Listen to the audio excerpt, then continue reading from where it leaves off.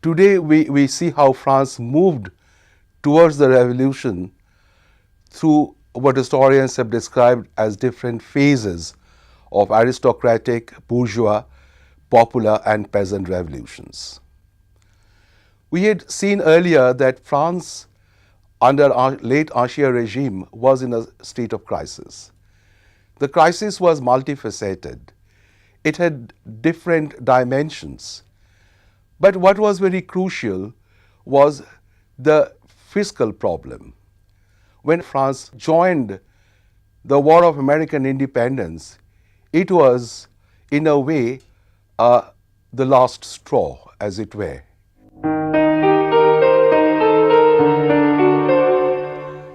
Turgot had earlier said that the first gunshot would drive the treasury into bankruptcy. His warning was not heeded, and France, it now seemed, would now have to pay the price. Lefebvre has said that the French Revolution was started and led to victory in its first phase by the aristocracy. Under Louis XIV, French monarchy had not only become absolute, centralized and bureaucratized, but it expected to have brought the nobility into final submission. But in course of the 18th century, the nobility had gradually managed to recover a good part of the lost ground, and a fight with the absolutism of the monarchy was on.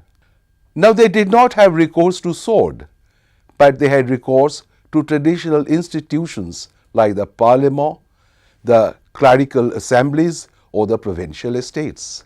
And indeed under Louis XV and under Louis XVI in 1753 or in 1774, the Parlement was often at odds with the monarchy or the monarchical government. Now the aristocracy could realize that they would have to accept the termination of the fiscal immunity. That is, they would have also to pay taxes.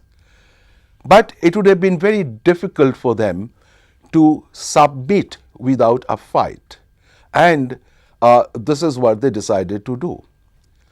When in the mid-1780s the government realized that there was a great deal of problem with the finances and reforms were imperative, it was seen that the repeated efforts of the ministers and the proposals of reform that they would put forward would encounter the opposition of almost the entire nation. The aristocrats took the lead in this. Necker had started with this. He had to go. He was followed by Calonne, and then came Loménie de Brienne. Calonne realized that it would be absolutely imperative to change the fiscal immunity that the aristocrats enjoyed, and he wanted to introduce reforms which would change the structure of taxes. In 1788, it was after Calonne had made the proposal and had virtually been defeated, that the first budget was prepared, and it was seen that France had an expenditure of 629 million livres and an income of 503 million livres, which left a deficit of 126 million livres, or about 20%. Now, how to bridge this gap? It would have been easy if fiscal immunity had been destroyed. In other words, if every Frenchman were to bear the burden of taxes equally, then the budget could be balanced. Now, what Calonne was proposing or had proposed in 1786 was not an overhauling of the system, but he simply wanted an extension of government monopoly on salt, tobacco, etc., to end taxes like vingtième and to impose a direct land tax on everyone. But the aristocrats did not agree to this. Calonne then decided to call an assembly of notables. He felt that by bringing a carefully picked nobles into an assembly, he would be able to get their consent. And what he was proposing again was not an overhauling of the system. He wanted the nobility to agree to some kind of taxes, but he also proposed that there should be a meeting of the provincial estates, and the provincial estates would have common kind of seating. He also wanted the manorial rights of the clergy to go. This is a proposal to which they did not agree. They wanted the old system to continue, the clergy to have its manorial rights intact, the provincial estates to sit separately as they used to do before, and finally they said that the nobles themselves did not have the right to decide on any change in the structure of taxation. Calonne then had the strategy of going to the Parlement. The Parlement also refused, and saying that the Parlement did not have the right to impose new taxes. It was seen as an indirect reference to the States General, and therefore Calonne now tried to, faced with this intransigence, summon a royal session of the Parlement. It was known as the Lit de Justice. Now, this was a royal session in which the king himself presided. The Parlement declared that this session was illegal. It was against the law of the land. The king went ahead nevertheless and registered 6 decrees, possibly arrested 2 members of the Parlement. It seemed that what had started as a protest would now be transformed into an open defiance on the part of the nobility. Now they openly declared that the Parlement did not have the right to change the taxes, that only the States General had the right to summon, to change the taxes or to impose new taxes. Defiance also took them onto the streets. Street fighting started in many areas, in Franche-Comté, in Mâconnais, in Provence and certain other provinces. In Grenoble happened what has been called the Day of Tiles, that is, the king's government decided to march the army, and the people threw tiles on the marching army from rooftops. Now it indicated that when the nobles decided to counter the fiat of the arbitrary and absolute monarchical government, it had the support of the common people, mainly belonging to the Third Estate. They also tried to open dialogue with the members of the Third Estate, and the upper orders and the most articulate section of the Third Estate, namely the bourgeoisie, met at the Chateau of Versailles in mid-1788. And after that, the assembly of notables that Calonne had earlier called, and rather this assembly together said that there are certain fundamental laws of the realm which the king or his government cannot flout. What are these fundamental laws? Monarchy is hereditary. Only the States General has the right to impose new taxes. No one can be arbitrarily arrested and imprisoned. The judges cannot be removed, and that the rights of the provincial estates are inviolable. Now, when the nobility or the notables, the assembly of the nobles and the bourgeoisie together made this announcement, it seemed that the battle lines were now clearly drawn. The government decided to make concession, and it was proclaimed that on 1st May 1789 the States General will be summoned. So this was the victory of the aristocracy. After 175 years, the absolute monarch had conceded that the States General would be summoned once more. Now, the aristocrats had at least proved 2 points. First, that it was possible to successfully protest against absolute monarchy. Second, they showed to the bourgeoisie the effectiveness of united resistance. As Lefebvre has said, the bourgeoisie learned a very crucial lesson from what has been called the aristocratic revolution. Now, when the States General was summoned, the king also asked his subjects to send in their list of grievances. Now, the grievances, the lists came by the hundreds. They were known as the cahier de doléances, a list of the grievances. Now, they underlined the problems and the grievances that the people had. For example, the peasants' major grievance was against the manorial rights. The bourgeoisie complained about the lack of opportunities, about lack of civic equality, lack of any other kind of equality, that privilege was a major problem, privilege predicated on birth only.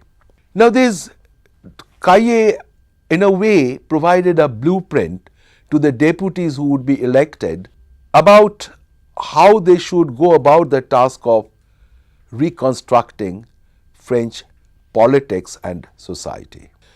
But the aristocratic revolution ended with the summoning of the States General. The States General was fixed to be opened on the 1st of May 1789. It was when the States General started its session that the real problem that ultimately led to the revolution of 1789 appeared. The Third Estate had from the beginning been demanding that the States General should be like a parliament. There should be joint session and voting by head. They had from the beginning been demanding that the number should be doubled, that their number should be at least as many as the combined strength of the first two estates. Obviously, to the upper orders, this was out of the question. They wanted to have separate session and vote per estate. Now, this meant that though representing about 6% of the population, the first two estates, sitting as estates would always prevail over the Third Estate, which represented 96%. Now, that was plainly illogical and would have continued the anachronism that Ancien regime had become.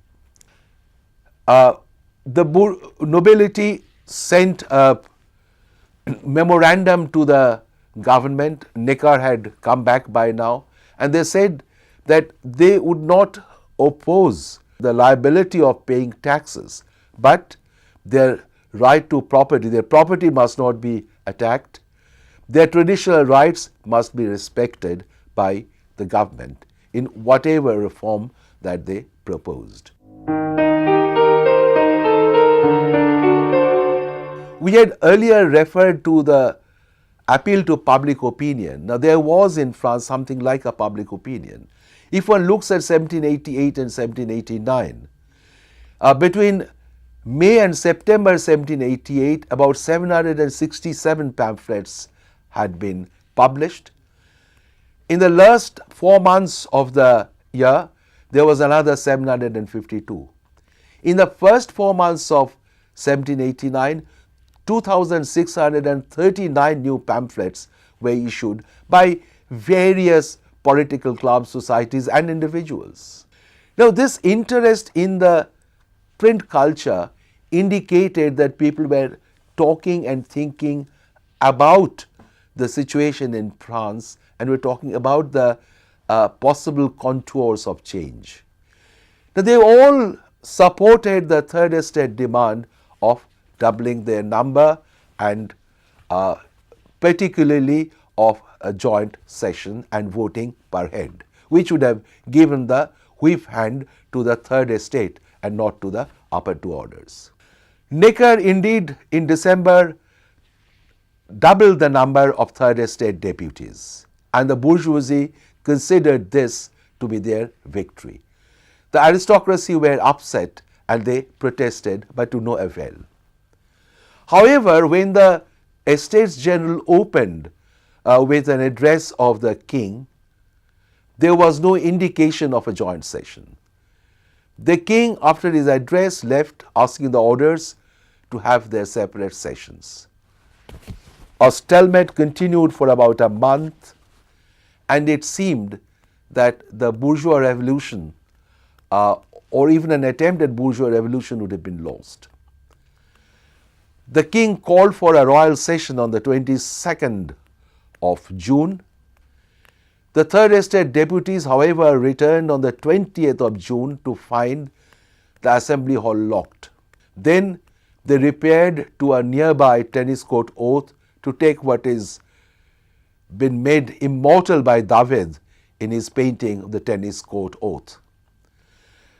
The oath was proposed by Mounier, and it said that there would be no going away, that the nation would remain united so long as the States General was not recognized as the National Assembly. On 23rd, a day later, started the royal session. The king again addressed them, outlined proposals of reform, and then asked the estates to have their separate sessions. The members refused to budge. Bailly, who was to become the mayor of Paris later, declared that the assembled nation cannot receive orders. Mirabeau said that the deputies could be dislodged from the hall only at the point of a bayonet. There was now no other way for the king but to accept the fact that the third estate deputies had already on 17th of June declared the States General to be a National Assembly. The two other orders were asked to return. There were already a majority of the parish priests inside. About 47 nobles also joined, and the States General became the National Assembly, and it was asked to frame a constitution. But what the bourgeoisie considered to be their victory would have been undone without the popular intervention. The States General had representatives of different classes, but the majority were obviously the bourgeois deputies. Lawyers, men of different professions, office holders, doctors, they had all been elected there. Even amongst the nobles, there were about 1/3 of the noble deputies were liberal minded. And so far as the first estate was concerned, more than 50% were parish priests who, as we had noted earlier, in their social position belonged to the third estate in reality. Now, among those elected were renegade nobles like Mirabeau or even Lafayette. Mirabeau was elected by the third estate electorate. Among the third estate representatives were men like Mounier, Barnave, Target, even Robespierre, who would become much more powerful at a later period of the revolution. Now, when the States General became the National Assembly, the king and his allies in the upper orders had not yet decided what to do. But very soon the king asked the army to parade the streets of Paris and Versailles. This was seen as a direct affront by the third estate. The royal call to violence seemed to have produced a revolutionary mentality. Lefebvre has described this mentality very clearly. So the bourgeois revolution, which had won when the States General was converted into the National Assembly, seemed lost when the king decided to have recourse to arms and the army. Let me say that the mentality of insurrection had two aspects. One was a great hope, and the other was a great fear. What was the hope? The hope was the summoning of the States General. When the States General started, they expected reforms to come quickly. When there was difficulties, people became impatient. And this hope was turned into a fear. There were rumors going around that the aristocrats and the monarch were trying to bring in brigands from outside to collaborate with foreign powers to try and destroy the people's initiative. And with this, the expectation also tended to be threatened. The people took to the streets of Paris. People came from the faubourg, and no one really knew what was the signal. And when the army started parading the streets, finally on 14th of July, there was a great assembly, and this was the greatest of the journeys or revolutionary insurrections that Paris witnessed during this period. Even before that, there had been popular violence. Violence was their response to the king's resort to arms, king's appeal to the army. A monastery at Saint-Lazare was looted, gun shops were looted. On 14th, they went to the Invalides and looted the arsenal, and then they were marching towards the Bastille. There was a rumor that there could be an attack from the fort. So they were all moving towards the Bastille, which was a fort, which was now a prison. But it was not very important as a prisoner. The aim was not to free prisoners, but there were very few. But the problem was that they wanted to take the arms and ammunition stored there. First the crowd went, they wanted to negotiate with the governor Delaunay, but then some people tried to force open the gate. Delaunay took fright, ordered firing, one person was killed and about 73 injured, and this really opened the floodgates. Bastille was attacked and it fell. The fall of Bastille had a tremendous impact on the attitude of the people and what they did thereafter. The king was obliged to accept this as the revolution. Though there is a curious anecdote which I must mention here, that the king's diary of that day shows he has written rien. Rien means nothing. So people thought that how callous this king was. When there was a revolution, he simply said there was nothing. But historians later found out that it actually referred to his hunt. He went on a hunt that day and found nothing. He was probably totally unaware of what was going around Paris at that time.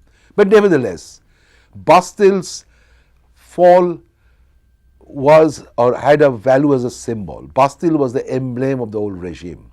The fall of Bastille signified the fall of the Ancien regime as well. It also had its impact on the countryside. The peasants particularly had been greatly influenced by rumor. You know, the vagrants used to pass from one village to the other. There was a rumor that these vagrants are nothing but the brigands that the aristocrats had recruited to unleash them on the peasants.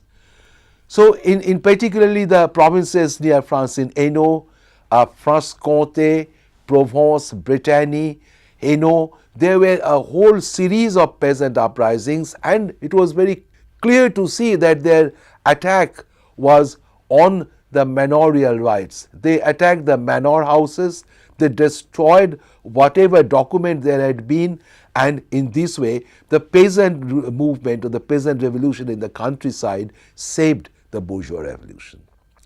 The king now had no option but to allow the National Assembly to properly meet, draft a new constitution, and decide the fate of France. The king repaired to Versailles And the assembly in its early session between 4th and 11th of August started by ending the seigneurial regime in France. All the old feudal dues that still continued to irritate the peasants as unreasonable and very heavy burdens had been brought to an end. Of course, some of them had to be redeemed, but most had been ended without redemption. As has very aptly been said, 14th of July ended the political regime of the Bourbons, old political regime of the Bourbons. 4th of August, the decrees on the night of 4th August ended the social and administrative base of that regime. France had experienced a revolution which was the product of a conjuncture of forces which we have tried to describe. It went through the stages, started by the aristocracy, but finally the aristocracy was to find a common grave, as it were, with the monarchy.